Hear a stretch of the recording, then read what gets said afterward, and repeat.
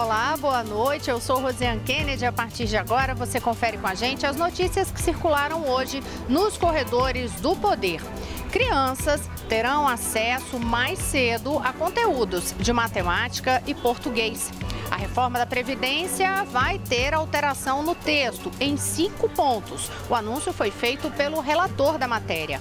Os detalhes a gente conta para você a partir de agora, aqui diretamente de Brasília, pela TV Brasil, pela Rádio Nacional e emissoras públicas em todo o país. A gente começa com uma boa notícia, o jornal hoje, justamente porque crianças terão acesso a conteúdos de português e matemática mais cedo. A nova Base Nacional Comum Curricular foi apresentada hoje e quem tem os detalhes para a gente, claro, é a repórter Jéssica Gonçalves, que sempre tem as informações da área de educação para você. Boa noite, Jéssica. Oi, Rosiane, boa noite a você, boa noite a todos. É isso mesmo, as crianças em todo o país vão ter acesso mais cedo a conteúdos de português e matemática, pelo menos um ano antes do que ocorre hoje. Aos 7 anos de idade, elas deverão ser capazes de ler e escrever no papel e em dispositivos eletrônicos. E vão aprender conteúdos de estatística e probabilidade. Essas são algumas das mudanças na Base Nacional Comum Curricular, apresentada hoje pelo Ministério da Educação e que será adotada por escolas públicas e particulares de todo o país. A reportagem da Rádio Nacional acompanhou o anúncio dessas mudanças. Na educação infantil, que vai até os 5 anos, a Base Nacional estabelece que seja desenvolvida a oralidade e a escrita. Por exemplo, uma criança de 1 ano e meio que frequenta a creche deve ser capaz de reconhecer quando for chamada pelo nome. Aos 7 anos de idade, no 2º ano do ensino fundamental, as escolas deverão garantir que os estudantes saibam escrever bilhetes e cartas, tanto no papel como por e-mail e também mensagens em redes sociais. A matemática também deverá estar presente na formação desde cedo. Com 6 anos de idade, no 1º ano do ensino fundamental, os alunos vão começar a aprender probabilidade e estatística. E até o final da série seguinte, vão aprender a usar dados em tabelas e gráficos.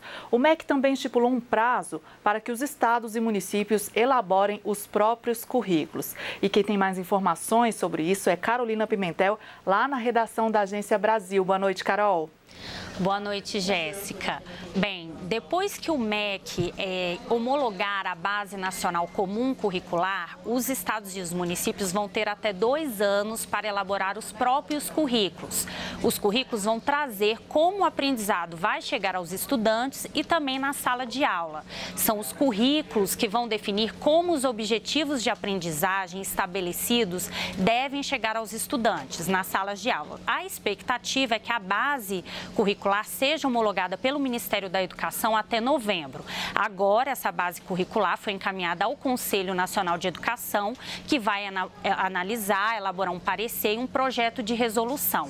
Entre junho e setembro, o Conselho fará 5 audiências públicas, uma em cada região do país, para discutir esse assunto. Se esses prazos forem cumpridos, então os estados e municípios vão ter até o final de 2019 ou início de 2020 para concluir os currículos.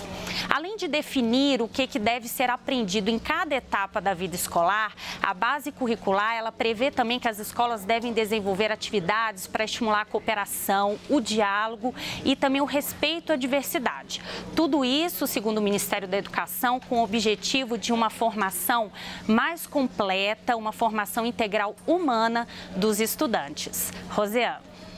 Obrigada, Carolina Pimentel. A gente lembra você, se você estiver ali curioso para ver todos os detalhes do que foi apresentado hoje no MEC em relação a essa Base Nacional Comum Curricular, é só entrar lá no site agenciabrasil.ebc.com.br.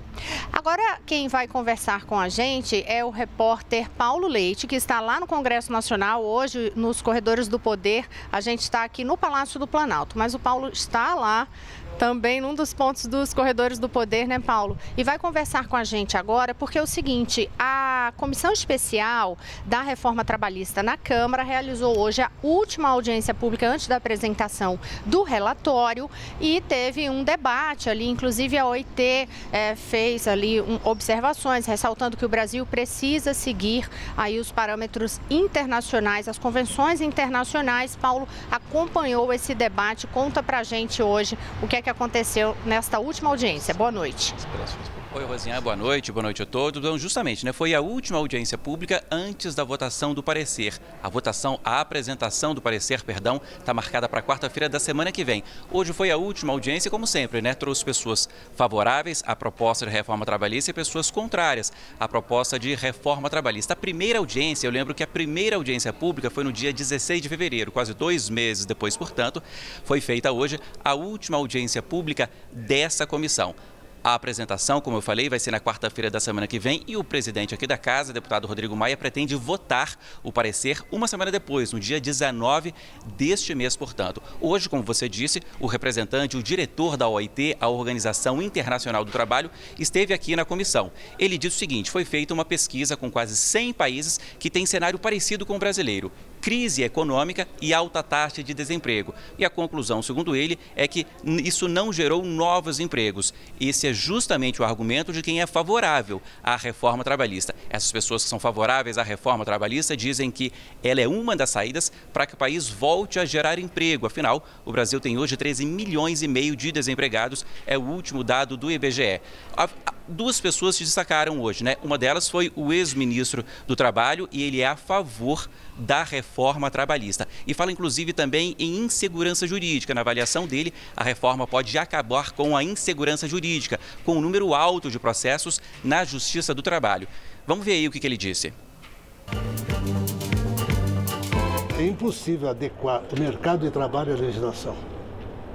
Nós vamos ter que adequar a legislação à realidade do mercado de trabalho no século XXI.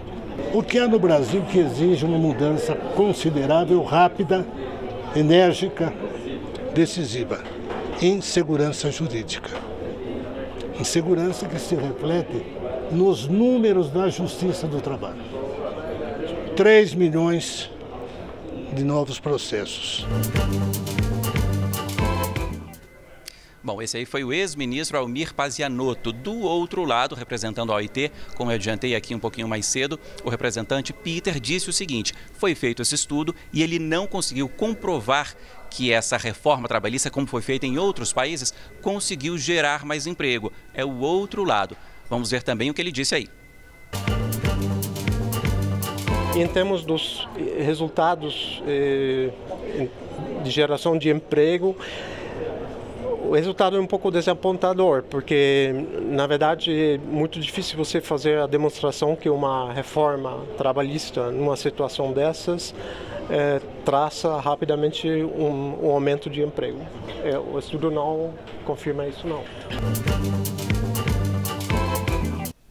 Bom, a apresentação do parecer é dia 12, quarta-feira da semana que vem. O presidente quer votar no dia 19, uma semana depois. Agora, é bom a gente relembrar, né, que esse projeto circula aqui na comissão como caráter conclusivo. Ou seja, se ele for aprovado na comissão, ele seguiria direto para o Senado. Agora, se pelo menos 51 deputados entrarem com recurso ou se aprovarem um requerimento, ele vem aqui para o plenário da Câmara e teria que passar pelo plenário da Câmara para depois seguir para o Senado. Bom, é isso, Rosiane, é com você. Obrigada, Paulo Leite, que em outras ocasiões até trouxe aqui sempre os debates que ocorreram, né, ali os dois lados do que foi discutido durante esses trabalhos da comissão especial. Como o Paulo ressaltou, o presidente da Câmara dos Deputados, Rodrigo Maia, diz que quer votar no dia 19 essa matéria. Eu destaquei uma declaração aqui do presidente da Câmara, porque quando ele falou sobre essa data, ele disse o seguinte: esse é o caminho que o Brasil precisa trilhar, um caminho de seriedade seriedade, do fim do populismo fiscal, do fim da irresponsabilidade fiscal, com a certeza de que o Brasil volte a crescer já no final deste ano, aprovando as reformas e vamos aprovar a reforma trabalhista no dia 19 de abril. E ainda em relação às conversas e a expectativa sobre essa apresentação já do relatório na próxima semana, no dia 12, o relator da Comissão Especial aí da Reforma Trabalhista, o deputado Rogério Marinho, ele listou alguns pontos, eu destaquei aqui também, pontos que serão incluídos, segundo ele, no relatório. E entre os pontos está aí, por exemplo, o fim da contribuição compulsória aos sindicatos, tanto o patronal como o de trabalhadores, e a criação de mecanismos de negociação antes da judicialização do processo, a fim de evitar ali excesso de ações na justiça. Então, isso já é alguns dos pontos que a gente pode adiantar, que foram informações que o relator Rogério Marinho já adiantou também que vai incluir no relatório que virá a ser apresentado na próxima semana. Já que a gente está falando de trabalho, lá na Argentina, a gente checa os corredores internacionais, hoje foi dia de greve geral. Quem tem as informações é Mônica Yanakiev. Buenos Aires amanheceu vazia nessa quinta-feira. As principais centrais sindicais da Argentina convocaram uma greve geral para hoje, paralisando o transporte público e o país. 800 voos foram cancelados e as organizações sociais de esquerda bloquearam as principais vias de acesso aos centros urbanos. Essa é a primeira greve geral contra o presidente Maurício Macri, que assumiu há 16 meses. Os trabalhadores reclamam aumentos salariais para compensar a inflação, que no ano passado foi de 40%. Mas o governo diz que não pode dar aumentos muito superiores à meta inflacionária desse ano, que é de 17%. Macri tentou negociar com os sindicatos, argumentando que suas políticas econômicas começarão a dar resultado esse ano e que o país receberá investimentos e voltará a crescer, mas não houve acordo. A queda de braço entre o governo e os sindicatos ocorre em ano eleitoral. Em outubro, os argentinos irão às urnas para renovar metade da Câmara dos Deputados e 1/3 do Senado. Macri precisa assegurar o apoio do Legislativo para dar continuidade às suas políticas. Apesar da greve, Macri vai inaugurar hoje, em Buenos Aires, o Fórum Econômico Mundial sobre os desafios da América Latina. Essas foram as informações de Mônica Yanakiev, nossa correspondente, falando diretamente de Buenos Aires. Agora a gente vai até a Agência Brasil conferir outros destaques que estão no site da agência com Carolina Pimentel, porque Carolina, o ex-deputado, ex-secretário nacional de comunicação do Partido dos Trabalhadores e ex-vice-presidente da Câmara dos Deputados, foi condenado na Lava Jato. Isso mesmo, Rosiane. O ex-deputado federal André Vargas foi condenado a 4 anos e meio de prisão em regime fechado por lavagem de dinheiro na Operação Lava Jato. A sentença foi determinada pelo juiz Sérgio Moro e foi a segunda condenação de André Vargas dentro da Operação Lava Jato. O ex-deputado vai ter que pagar uma multa também de mais de R$492 mil e também está impedido de assumir cargo ou função pública por 9 anos. O Ministério Público Federal denunciou André Vargas pela compra de um imóvel em Londrina com recursos fraudulentos recebidos por meio de propina. André Vargas está preso desde abril do ano passado no Complexo Médico Penal em Pinhais, na região metropolitana de Curitiba. Ele teve o mandato cassado de deputado federal em 2014. Ainda falando de Lava Jato, o governador do Rio, Luiz Fernando Pezão, ele prestou depoimento hoje à Justiça como testemunha de defesa do ex-governador do Rio também, Sérgio Cabral, que foi preso na Operação Calicut, que é um desdobramento da Operação Lava Jato no Rio de Janeiro. Nesse processo, Luiz Fernando Pezão foi chamado como testemunha no processo em que Sérgio Cabral é acusado de ter recebido propina de quase 3 milhões de reais em contratos do Comperj, que é o complexo petroquímico da Petrobras. Rosiane. Obrigada, Carolina Pimentel. No próximo bloco, você vai conferir com a gente o que são essas mudanças que estão previstas aí no texto da reforma da Previdência. Eu volto já.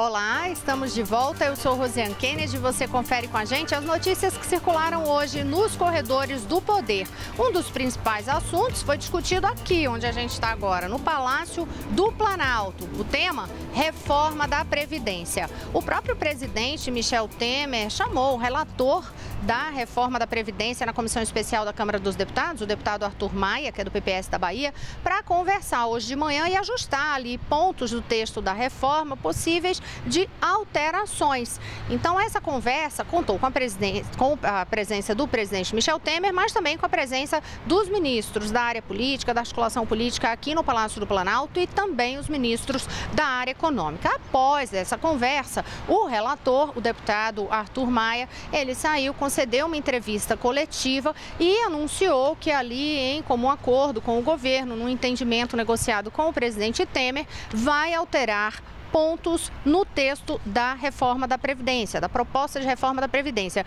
Serão alterações em 5 áreas especificamente. Eu anotei aqui os pontos para ressaltar para vocês. Ele disse que os pontos que tratam de regras de transição terão algumas alterações, algumas mudanças.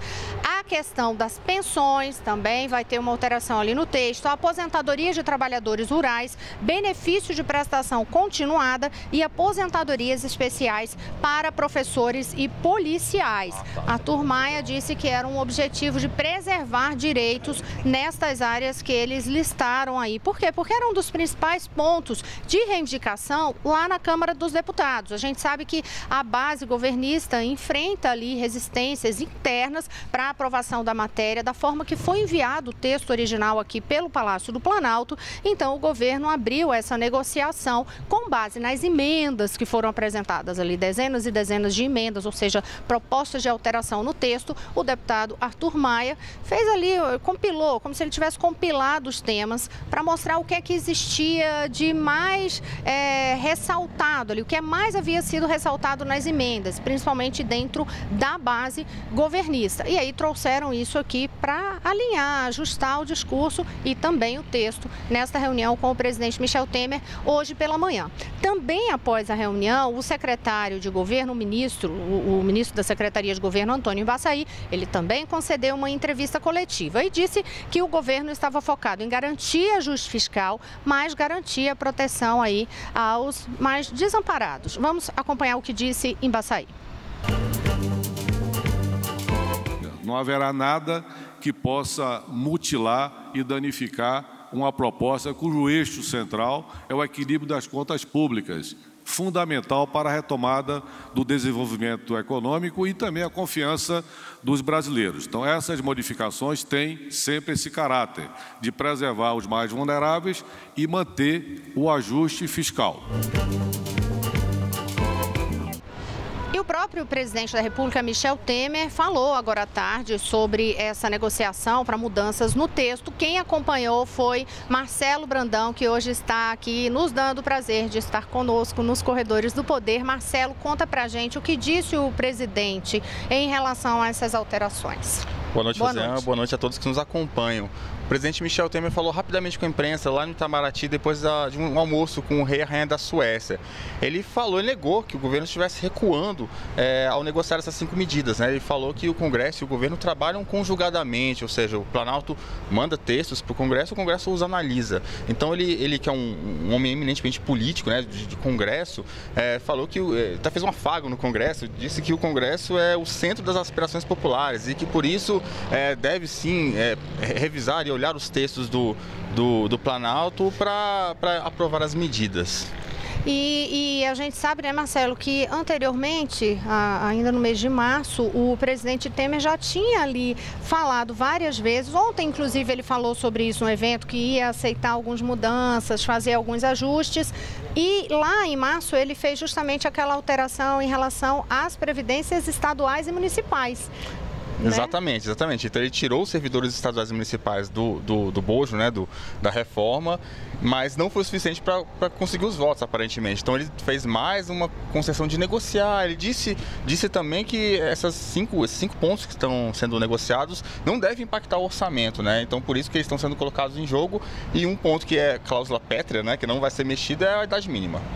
Sobre essa questão da idade mínima, o relator, o deputado Arthur Maia, disse que isso não gera uma reclamação direto na base em relação a essa idade, porque eles levam o conceito de que a maioria dos países já tem ali no sistema previdenciário a adoção de uma idade mínima. Agora, olha, hoje a gente tem alguns bastidores para vocês, até porque eu e o Marcelo fomos ontem à noite a um jantar aqui com várias autoridades e, claro, embora o tema do jantar não fosse reforma da Previdência, né, Marcelo, é claro que o tema estava ali, porque tinham ministros, senadores, tinha governador.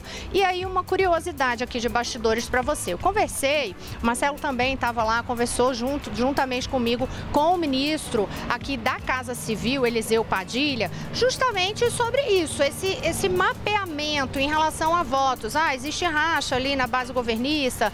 E aí foi o que o ministro nos contou ontem, né, Marcelo? Já, de certa forma, mostrando que dava para a gente prever que hoje seria feita essa mudança. O que o ministro nos contou, e agora a gente conta para vocês aqui de bastidores, foi o seguinte, que ele vai começar a fazer o mapeamento de fato, de números, a partir da próxima semana. Porque a gente abordou o ministro da seguinte forma, o ministro Eliseu Padilha, ele é muito conhecido aqui nesse ambiente de relação Planalto e Congresso, como uma pessoa que está sempre ali com as planilhas, fazendo as contas de voto a voto em cada uma das grandes votações de importância para o governo. Aí a gente perguntou, e agora, desta vez, como é que está essa planilha? Ele disse que por enquanto a planilha está em branco, né, Marcelo? Exatamente. Mas que era porque ele queria esperar esse texto que será apresentado por Arthur Maia, já incluindo essas alterações que eram pontos de reivindicação da base, para só então começar essa contagem. Exatamente. Eu tinha conversado semana passada com o Arthur Maia, né, relator da reforma, e ele disse que já tinham votos suficientes, né, mas é o tipo de coisa que se fala para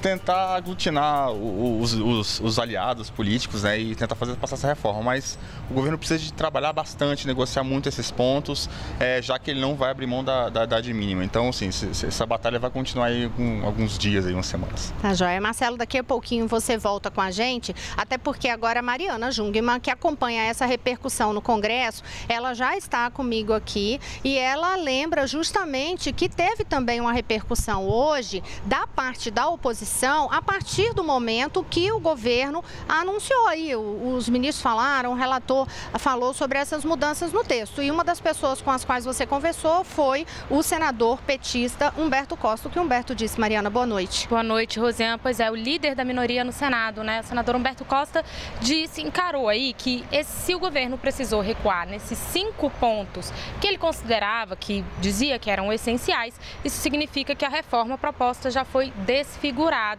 E ainda mais, o senador Humberto Costa acredita que o governo vai ter mais dificuldade ainda com os pontos que permanecem. Agora, Rosiane, a gente sabe que na política é um jogo de ceder e puxar, não é? Então pode ser que aí o governo também, ao ceder nesses pontos, consiga mais apoio. Na crença, na visão da oposição, isso não vai acontecer não. Além do que já teve que recuar, vai ter que recuar em outros pontos que vai ter dificuldade de aprovar no Senado. Eu vou aproveitar agora que Mariana também está aqui ao meu lado para falar de um outro assunto. Agora a gente mudou a pauta, muda de tema, nada de reforma política. Nos próximos dias a gente volta a falar desse assunto, mas Mariana, você apurou como é que foi a repercussão daquela aprovação do projeto que muda ali a forma de funcionamento do Uber hoje, como é que isso vai chegar no Senado Federal? Pois é, o projeto foi aprovado essa semana na Câmara, mas já chegou no Senado, já tem número, mas assim, não aconteceu nem o primeiro ato ainda, Rosiane, de um projeto que começa a tramitar, que é ele ser lido em plenário. Apesar disso, já está repercutindo aí entre os senadores. Hoje o senador Paulo Bauer, líder do PSDB, já se manifestou e disse que não só é a favor da livre iniciativa e da concorrência, como acha que quanto menos o governo se meter nisso, melhor. Então ele acha que tem que ser ali cumprir os requisitos formais mínimos para esse tipo de aplicativo como o Uber funcionar e não tem que ter nada além disso. Quem também se manifestou sobre isso foi o senador Regufe. Vamos ouvir o que ele achou. tem que ser regulamentado sim. Não pode ter essas brigas que estão ocorrendo nas ruas das cidades brasileiras. Então é preciso ter uma regulamentação, é preciso ser regulamentado. Agora, deixar funcionar livremente. Claro que pagando tributos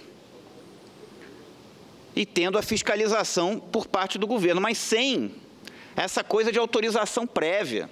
Isso vai matar, vai virar um novo táxi.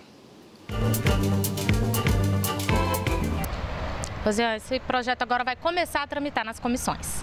Obrigada, Mariana, e a gente acompanha. Vamos rapidamente ao estúdio da Rádio Nacional, porque hoje teve balanço em relação à situação da carne. Qual é realmente o ponto da investigação, Jéssica Gonçalves?